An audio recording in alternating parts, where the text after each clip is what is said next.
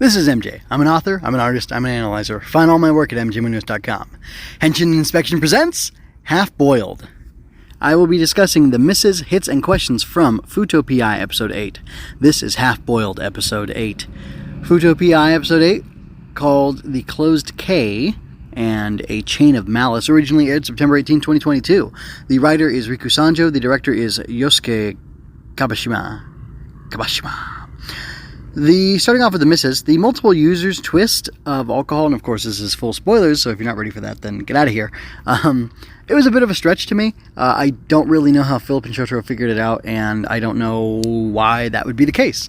There's a hint that in next episode we're going to figure out who was behind this, dastardly plot. I think it was speculation here. I think it was Granny, by the way, but we'll find out soon. But yeah. Because, she wants to see who's worthy to take her spot, I guess. Something like that. That's what I imagine. Anyway, especially because she raised this grandson like her own son, I believe is the deal. Anyway, but moving on from there, yeah, it was a bit of a stretch for me, and I didn't really like that, this crazy set of contrivances caused all four women to be the dopant, the alcohol dopant at different times in their lives. So... And, it still doesn't explain why Kana, your girl Kana, was out in the snow with 2 blankets. And, there's a lot that doesn't make sense. But, anyway, moving on. The Scream Queen, whatever her name is, with the Ghibli... Well, anyway. Hey, Ghibli, that can go either way. Anyway, her design is not for me. I don't know who it's for, but it's not for me. I appreciate some of the elements of body horror in her design, and honestly, now that I've said that, I'm thinking of Henrietta from, I guess, Evil Dead 2, and, yeah, I don't know if that's good or not, but there it is. I enjoyed that Taboo, wasn't like a, she had the lips, but she wasn't like a, sensual type villain. She, Psycho, I was gonna say Watanabe, that's not her name. Psycho, whatever, you know who I'm talking about. Taboo. The Taboo dopant. She had a, very commanding presence, and the dopant itself was, inhuman and eldritch, versus, Clay Doll, which is more, I don't know, I guess cute, maybe, in some weird ways. But, I like that the female dopants aren't automatically va-va-voom, but something about this lady in almost like a perverse sensuality or whatever is really gross and off-putting, and like I said, it's not for me.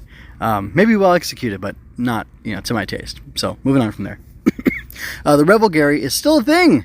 That's a big miss for me, and it doesn't look like it has any restraints, straps, or bars in it. So how does anyone ride standing in it? It doesn't make sense, because they were standing in it, the 3 of them, Tokime, Terui, and Akiko, and it closes up, and then it zooms off, and they're standing on that, great floor thing or whatever, and, that doesn't make sense, guys, come on. There should be handles in it. I don't remember if there were ever handles in it, along the side wall or whatever, but there should be, because that would make the most sense, but whatever. Okay, moving on to the hits. Philip and Shotaro talking up their partnership and reliance on each other was good.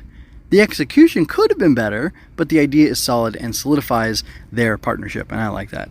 And I loved seeing Accel TRIAL. And, too, I love that Ryu's answer to this Scream Queen and avoiding her attacks is just, I guess I'll have to move faster than sound, which I thought was lovely.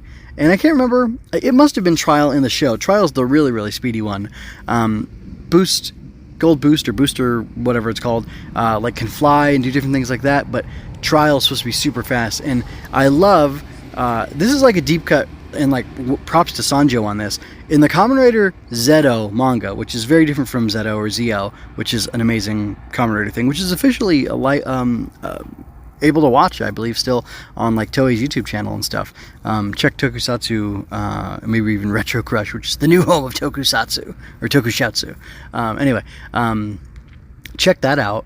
See if you can find Zeto. Or Zeo. It's a really good movie. But there's this awesome scene in the manga where there's this martial artist lady who's helping to train whatever the guy's name is, who's Zeto, and she's telling him you're a Kamen Rider, and that means certain things, and if you can't if you can't destroy your enemy with one punch, then you need to do another and another and another. And Shroud, who teaches Teru how to use the Accel memory, I guess, or the trial memory. That's what it is, Accel TRIAL. It's awesome. She does the same speech basically, and she's like, "You're so fast, you're gonna have to hit the same target, 100 times or 1,000 times if you have to overcome it." And like, that's just what you're gonna do. Super baller moment. And seeing Trial here reminded me of that, and just his little off-cuff remark about going faster than the speed of sound was like so cool, so cool. Anyway, so those are big hits. Those are big hits. Anyway, moving on to the questions. Like, did Tokime say that the new Masquerades are not really people? What does that mean, and how does that work? Because they're like shells. She said something like there's barely any brain activity or something like that. So they're like shells of people. Are they like, I don't know, like strung out people who are forcibly having the masquerade memories put in them, or like what? How does this function? Because masquerades originally were like the Sonozaki family's lackeys, I guess, or gang members who would all power up their memory and then start fighting. And it seems to be that is not the case anymore. So I thought that was a really compelling way to have the mooks in double, as a callback to the original writer, and just as to keep doing mooks like they do. But yeah, oh well, too bad. Moving on though. So Museum 2.0 is an actual thing. Did I get it right? Dubbing Bondo and his group as Newseum? I think I did. I'm gonna take that win. I'm gonna take that L. No, crap. I just ruined it for myself. I'm gonna take that W and I don't know, stick it in my pipe and smoke it or something like that. Anyway, moving on. I'm gonna go ahead and give this episode a score. I give it a 7 out of 10. The multiple alcohol users solve was a bit too wild for me. It just strained credulity, I guess. There was more tell than show. And those things are enough to bring it down for me. So that's it. A simple score for a decent, solid episode in one of many episodes, but probably I don't know if this has been the worst episode for me, or maybe I'll say this was the worst episode for me.